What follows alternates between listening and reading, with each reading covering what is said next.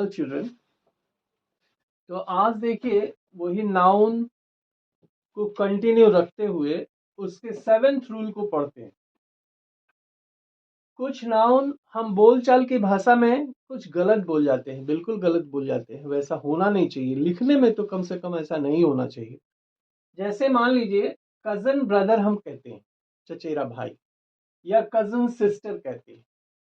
तो cousin brother या cousin sister लिखने की जरूरत नहीं, उसके जगह पे हम कजन लिख दें, हमारा भावार्थ पूरा हो जाता है। पिक पॉकेटर, पिक पॉकेटर मतलब जेब कतरे। तो पिक पॉकेटर हम लोग बोलचाल की भाषा में बोल लेते हैं, लेकिन वो सही वक्त सही शब्द है पिक पॉकेट, जेब कतरा। Good name, what's your good name हम कह लेते हैं, बोलचाल की भाषा में कह लेते हैं व्हाट्स योर गुड नेम, लेकिन गुड नेम ना होके वो केवल नेम होना चाहिए। जैसे बिग ब्लंडर या स्मॉल ब्लंडर हम लोग कह लेते हैं, ब्लंडर माने गलती। तो बिग ब्लंडर या स्मॉल ब्लंडर ना बोल के हम केवल ब्लंडर बोलना चाहिए हमें। बिग ब्लंडर का मतलब ही बड़ी गलती हो गई, बहुत बड़ी गलती हो गई। स्ट्रॉन्ग ब्रिज बोल देते हैं, स्ट्रॉन्ग ब्रिज। स्ट्रॉन्ग ब्रिज का मतलब तेजी से चलने वाली हवा। अरे भाई, ब्रिज तो मंद मंद चलने वाली होती है, धीरे धीरे चलने वाली हवा होती है। तो उसको हम स्ट्रॉन्ग ब्रिज ना बोल के स्ट्रॉन्ग विंड कहना चाहिए हमें, स्ट्रॉन्ग विंड। बैड ड्रीम, बुरा स्वप्न। तो बुरा स्वप्न को हम लोगों को नाइट मेयर कहना चाहिए, नाइट मेयर। मतलब नाइट मेयर का मतलब बुरा स्वप्न होता है, हमें बैड ड्रीम नहीं कहना चाहिए, अवॉइड करना चाहिए। और कुछ ऐसे नाउन्स होते हैं जो बड़े कंफ्यूजिंग होते हैं कि वहां पे सही चीज हम लोग क्या यूज करें। जैसे मान लीजिए फ्लोर है, फ्लोर और ग्राउंड, कहाँ फ्लोर यूज करें कहाँ ग्राउंड यूज करें। फ्लोर का मतलब होता है फर्श। फर्श मतलब जिसपे हम लोग एक घर के कमरे के अंदर के अगर वो प्लास्टर्ड है या लकड़ी का बना हुआ है या पत्थर का बना हुआ है तो उसको हम लोग फ्लोर कह सकते हैं। लेकिन ग्राउंड मतलब बेयर, मतलब नंगी जमीन, मतलब hardest surface of the earth, उसको हम लोग कहते हैं ग्राउंड। तो इनका उपयोग करने में थोड़ी हमको सावधानी रखनी चाहिए। फ्लोर माने तल भी होता है, first floor, second floor, third floor, ground floor ऐसा भी कहते हैं। तो फ्लोर और ग्राउंड में हमको डिफरेंस पता होना चाहिए, उसका यूज हमको उसी के मुताबिक करना चाहिए। स्किल और टैलेंट, स्किल मतलब कुछ सीख के दक्षता प्राप्त करना, सीख के। और टैलेंट का मतलब ये होता है, टैलेंट का मतलब होता है कि हमारे अंदर इनबॉर्न है, जन्म से ही वो दक्षता है, जन्म से ही वो गुण है। और स्किल का मतलब जो हमने सीख के प्राप्त किया है जो गुण, वो स्किल कहलाता है। एनिवी, ईर्ष्या। जेलसी बने भी ईर्ष्या। जेलसी मतलब किसी दूसरे की चीज को देख के हमें जेलसी हो, एनवी हो रही है, किसी दूसरे की चीज को देख के हमें ईर्ष्या हो रही है तो हम कहेंगे एनवी। और जेलसी का मतलब हमारी कुछ चीज खो जाने का जो डर है उसको हम लोग कहते हैं जेलसी। तो इन शब्दों का प्रयोग हमको भली भांति समझना चाहिए और इसको अपने हैबिट में लाना चाहिए, इनको धीरे धीरे इनको हमें अपने हैबिट में लाना चाहिए। तो रूल नंबर 8 भी देखते हैं।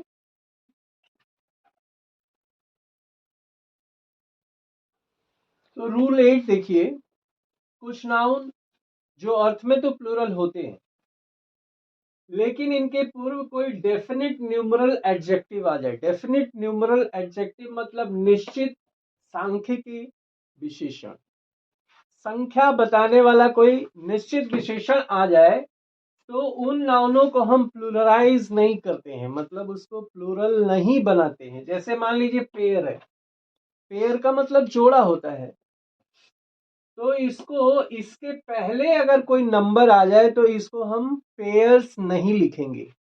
स्कोर, स्कोर का मतलब 20 ऑब्जेक्ट्स मेक ए स्कोर, 20 वस्तुएं एक स्कोर बनाती हैं। जैसे 12 वस्तुएं एक दर्जन बनाती हैं, वैसे ही 20 वस्तुएं एक स्कोर बनाती हैं। तो स्कोर अपने आप में प्लूरल है, कई ऑब्जेक्टों का एक नाम है। उसी तरह ग्रॉस, ग्रॉस जो है ये 12 दर्जन का एक ग्रॉस होता है, मतलब 144 वस्तुएं मिलके ग्रॉस बनाती हैं। 100 सैकड़े, मतलब 100 वस्तुएं 100 बनाती हैं। डजन, 12 वस्तुएं एक दर्जन बनाती हैं। 1000 मतलब 1000 वस्तुएं एक 1000 बनाती हैं। मिलियन, मिलियन का मतलब क्या होता है? 10 लाख। जैसे एक के आगे, एक के सामने हम 1 2 3 4 5 6, ये 6 शून्य लिख दे तो ये 1 मिलियन हो गया, और 9 शून्य लिख दिया जाए, ये 3 शून्य और बढ़ा दिया जाए तो वो 1 बिलियन हो गया। तो इस तरह से ये जो शब्द हैं इनको प्लुरलाइज नहीं किया जाता अगर इनके पहले कोई संख्या आती है तो यहां हमने कुछ सेंटेंस लिखे हैं, जैसे देखिए, I have 2 pairs of shoes.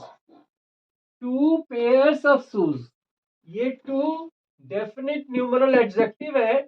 इसके बाद आए हुए पेयर में एस लगाना बिल्कुल गलत है, यहां पे एस नहीं होगा, अर्थात ये सेंटेंस होगा I have 2 pair of shoes. I have 200 rupees, 200 rupees only, मेरे पास 200 रुपये ही मात्र है। तो इसका मतलब ये 100 के पहले 2 डेफिनेट न्यूमरल एडजेक्टिव आया है, यहां पे एस लगाना गलत है। ये सेंटेंस होना चाहिए I have 200 rupees only. She purchase 3 dozen pencil, 3 दर्जन पेंसिल खरीदा। डजन के पहले डेफिनेट न्यूमरल एडजेक्टिव आया है तो यहां डजन्स नहीं होना चाहिए, तो ये सेंटेंस होना चाहिए सी परचेज 3 डजन पेंसिल। लेकिन डेफिनेट न्यूमरल एडजेक्टिव आता है तब तो हमें इनको प्लूरल नहीं बनाया जाना चाहिए, हमको इनको प्लूरल नहीं बनाना चाहिए। लेकिन अगर इंडेफिनिट काउंटेबल का प्रयोग होता है, जैसे सैकड़ों लोग आए थे, हजारों लोग आए थे, हमें मिलियंस ऑफ रुपए दिए, वहां पे कोई नंबर नहीं है, तो कितने 100 कुछ पता नहीं, तो वहां पे हम उसको प्लूरल बना सकते हैं। जैसे डजन्स ऑफ वुमेन लिख सकते हैं, मतलब दर्जनों महिलाएं आई, कितनी दर्जन आई वो नहीं, दर्जनों महिलाएं आई, तो डजन्स ऑफ वुमेन लिख सकते हैं। लेकिन 2 डजन ऑफ वुमेन अगर लिखना, 2 उसके पहले अगर 2 लगाना है तो ये एस गलत हो जाएगा बिल्कुल लगाना। तो डेफिनेट न्यूमरल एडजेक्टिव नहीं है तो हम इनको प्लूरल बना सकते हैं। हंड्रेड्स ऑफ पीपल, सैकड़ों लोग। मिलियंस ऑफ डॉलर्स, कई 10 लाख, मतलब कई 10 लाख डॉलर हमको दिया। स्कोर्स ऑफ शॉप, कई 20 दुकानें, कई स्कोर दुकानें थी। तो इस तरह से हम लोग इसको प्लूरल बना भी सकते हैं और नहीं भी बना सकते हैं। नहीं बनाने का कंडीशन क्या है? उसके डेफिनेट न्यूमरल एडजेक्टिव अगर है तो उसको प्लूरल नहीं बनाएंगे। अगर इनडेफिनिट काउंटेबल एडजेक्टिव है, इनडेफिनिट, मान लीजिए इनडेफिनिट न्यूमरल एडजेक्टिव है, तो हम प्लूरल बना सकते हैं। Hundreds of people came to see the fair, मतलब सैकड़ों लोग मेला देखने आए। अब कितने सैकड़े थे? 800 सैकड़े, 800 थे या 900 थे, कितने सैकड़े थे ये पता नहीं है, तो यहाँ पे हंड्रेड्स ऑफ पीपल हम लिख सकते हैं। ही डोनेटेड मिलियंस ऑफ रुपीज, उसने मिलियंस ऑफ रुपए दिए, कोई नंबर नहीं है, तो यहाँ पे इसको हम लोग प्लूरल बना सकते हैं। इस तरह अब 9th रूल देखते हैं।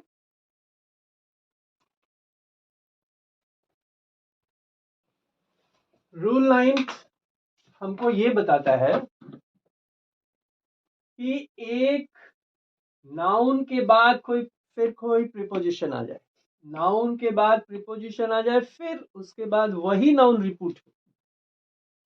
एक नाउन के बाद एक प्रीपोजिशन आए और फिर वही नाउन रिपीट हो, तो उसको हम सिंगुलर मानते हैं, और सिंगुलर इसके साथ एस नहीं जोड़ सकते, टाउन्स आफ्टर टाउन्स नहीं कर सकते। ये सिंगुलर सब्जेक्ट है और सिंगुलर वर्ब लगेगा यहाँ। तो town after town was devastated, मतलब बहुत सारे शहर दर शहर तहस नहस किए गए। डिवास्टेटेड मतलब तहस नहस करना, विनाश करना। तो शहर दर शहर विनाश किए गए या तहस नहस किए गए। तो टाउन आफ्टर टाउन होगा, टाउन्स आफ्टर टाउन नहीं, और वर्ब भी सिंगुलर होगा। Row upon row of marbles look beautiful. Marbles मतलब कंचे, गोलियां जिसको कहते हैं। तो कतारों में गोलियां सजाई गई, अच्छी दिखती हैं, मतलब सुंदर दिखती हैं। तो रो अपॉन रो मतलब कतारों के ऊपर कतारें, गोलियों की कतारों के ऊपर कतारें देखने में सुंदर लगती हैं। ही इंक्वायर्ड डोर टू डोर, उसने घर घर पूछताछ की। एक दरवाजे से दूसरे दरवाजे मतलब घर घर, हर घर उसने पूछताछ की। तो door after door, doors after doors नहीं लिखना चाहिए। शिप आफ्टर शिप, शिप माने पानी की जहाजें। तो ship after ship is arriving, मतलब शिप के बाद शिप पहुंच रही हैं, मतलब बहुत सारी शिप पहुंच रही हैं। तो शिप आफ्टर शिप लिखा जाता है, और सिंगुलर वर्ब। तो इस तरह से एक नाउन एक प्रीपोजिशन के बाद फिर से रिपीट हो तो उसको लिखते भी उस नाउन को सिंगुलर में लिखते हैं और उसके साथ सिंगुलर वर्ब का प्रयोग करते हैं। ये हम ध्यान रखेंगे। रूल 10 देखते हैं।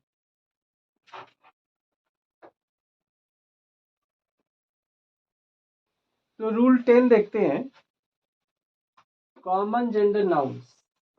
कॉमन जेंडर नाउन कहने का मतलब जिसमें ही और सी दोनों के लिए हम लोग उसी नाउन से काम चलाते हैं। जैसे टीचर, ही टीचर हो या सी टीचर हो, हम टीचर ही कहते हैं। स्टूडेंट्स, ही सी सबको स्टूडेंट्स कहते हैं। चाइल्ड, ही सी दोनों को चाइल्ड कहते हैं। Clerk, advocate, worker, writer, leader, musician, ये जो है कॉमन जेंडर नाउन है, जो दोनों में आते हैं, मेल में और फीमेल में, दोनों में। इसलिए इनको डुअल जेंडर भी कहते हैं। और इस तरह का अगर नाउन सिंगुलर में प्रयोग किया गया है तो सामान्यतः उसके लिए बाद में, सेंटेंस के बाद में कहीं पे हमको प्रोनाउन अगर यूज करना है तो वो प्रोनाउन हम ही, हिज, हिम का प्रयोग करते हैं, इट का प्रयोग नहीं करते हैं। इट कॉमन जेंडर में माना जाता है, लेकिन वहां ही, हिज, हिम का ही प्रयोग करते हैं। जैसे every leader should perform his duty, प्रत्येक नेतागण को अपनी ड्यूटी, अपना कर्तव्य का पालन करना चाहिए। वो लीडर चाहे ही हो या सी हो, कोई भी हो।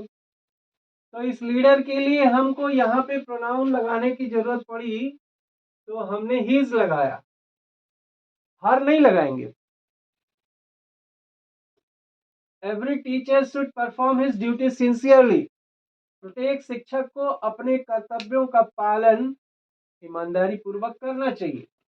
तो टीचर के लिए हमने प्रोनाउन लगाया यहाँ हिज, हर नहीं लगा।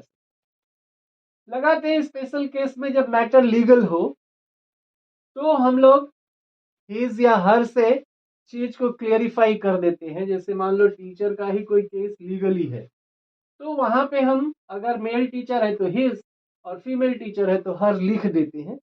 वरना सामान्यतः हम लोग ही, हिज, हिम का ही प्रयोग करते हैं उसके बाद आने वाले किसी प्रोनाउन के लिए।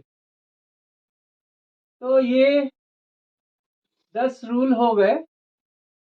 इसके बाद जैसे हम लोग कलेक्टिव नाउन पढ़ते हैं ना, तो कुछ कलेक्टिव नाउन्स लिख देते हैं ताकि वो आपके दिमाग में रहे। और उसके बाद फिर नंबर, नंबर भी पढ़ेंगे, जेंडर भी पढ़ेंगे, केस भी पढ़ेंगे नाउन का, ये सब पढ़ेंगे। लेकिन अभी इसके बाद हम लोग वो कलेक्टिव नाउन का कुछ वो लिख देते हैं।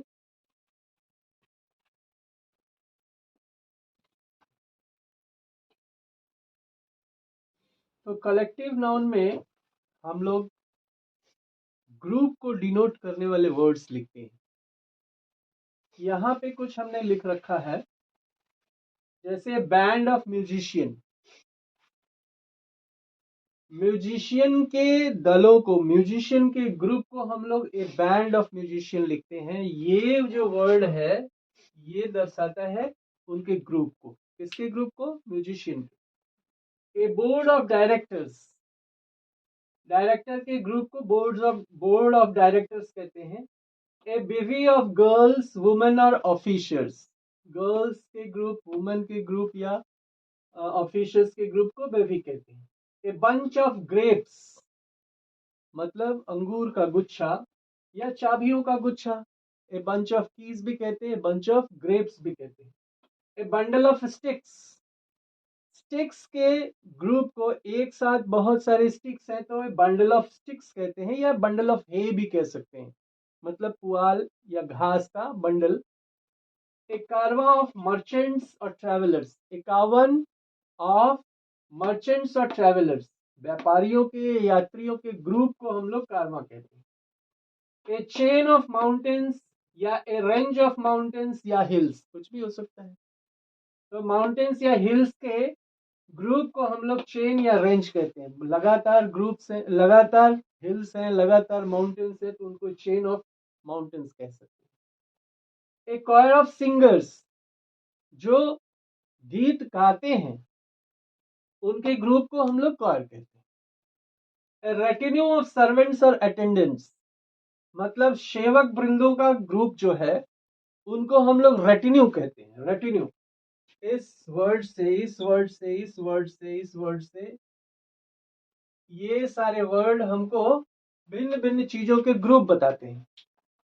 ए क्लम्प ऑफ ट्रीज, मतलब पेड़ों का झुरमुट, या ग्रुप ऑफ ट्रीज, मतलब छोटा सा जंगल, छोटे से जंगल में बहुत सारे पेड़ एक साथ हैं तो एक ग्रुप ऑफ ट्रीज कह सकते हैं।